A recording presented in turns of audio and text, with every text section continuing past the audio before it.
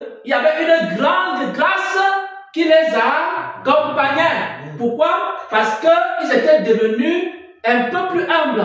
Ils avaient quoi? Une grande humilité. Et si la grande grâce les accompagnait, c'était à cause aussi de leur grande humilité. Voilà ce qu'un Dieu juste fait. Oh, mon âme est dans la joie. Pourquoi? Parce que lorsque Dieu veut faire le réveil des temps de la fin, il commence à aller d'église en église. Il commence à peser. Il commence à sous-peser. Il regarde, est-ce que je peux faire le réveil avec ce peuple? Il voit que non, ceux-ci sont encore légers. Pourquoi? Parce que je vais accomplir les choses de l'église primitive. Donc, il faut que je trouve un peuple qui ressemble à l'église primitive. Un peuple qui peut avoir l'humilité des premiers apôtres, l'humilité des premiers disciples. Dieu veut créer le réveil des temps de la fin.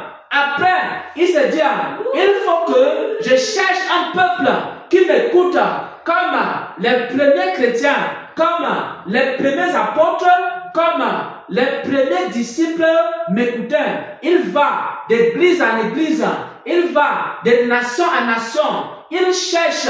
Si vous avez compris la prophétie, si vous avez compris la parole prophétique qu'elle sortit, le Seigneur disait quoi? Il était à la recherche d'un peuple, il était à la recherche des hommes et des femmes. Mais qu'est-ce qu'il cherchait?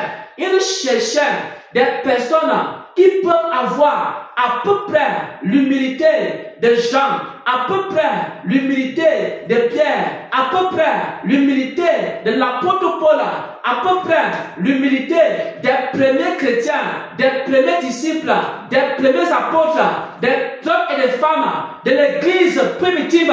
Et ces hommes et ces femmes avaient tout abandonné pour chercher Dieu. Ils avaient tout abandonné pour faire quoi?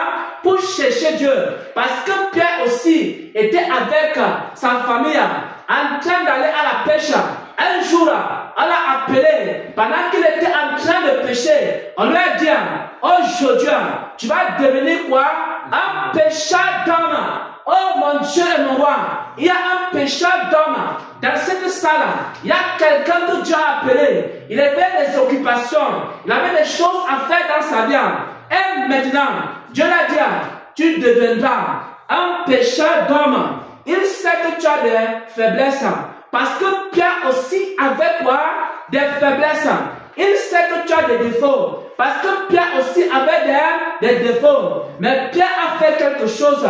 Il a tout abandonné pour chercher Dieu. Il a tout abandonné pour marcher avec Dieu. C'est la raison pour laquelle ce qu'il a fait dans la vie de Pierre, il va aussi faire la même chose dans ta vie. Lorsque Dieu pèse, il voit que ton amour. Lorsque Dieu pèse, il voit que ton obéissance. Lorsque Dieu pèse, il voit que tes sacrifices sont pareils aux sacrifices des premiers chrétiens. Alors, la grâce qui va t'accompagner sera aussi semblable. C'est ça qu'on appelle quoi? La justice de Dieu. Est-ce que vous savez que Dieu peut vouloir faire une œuvre? Il dit qu'il n'y a personne qui peut faire l'œuvre là. Parce qu'il a des critères. Il dit, bon, qui pèse même là, qui peut avoir. Mais si tu n'as pas encore ces critères-là, il fait quoi? Il commence à travailler dans ta vie. Il te façonne pour que tu atteignes les critères qu'il attend. Et c'est l'œuvre qu'il est en train de faire depuis des années dans ce ministère. Et quand les hommes arrivent, et quand les femmes arrivent, quel que soit le pays où ils viennent, Dieu commence à faire quoi? Il commence à faire un travail dans leur vie. Il y a certains qui réussissent, il y a d'autres qui échouent. Oh, dans l'école de Dieu où nous sommes, il y a des échoués, il y a aussi ceux qui réussissent. Je vous le dis en vérité et en vérité. Il y a certains qui sont venus, ils sont aujourd'hui dans le monde. Il y a certains qui sont venus, ils ont un pied avec le Seigneur, un pied dans le monde. Il y a d'autres qui sont venus, ils sont assis et le Seigneur est en train de travailler, de le façonner à son image, à sa ressemblance. Ce sont ceux-là, les grands héros à travers lesquels le Seigneur va travailler dans le réveil des temps de la fin.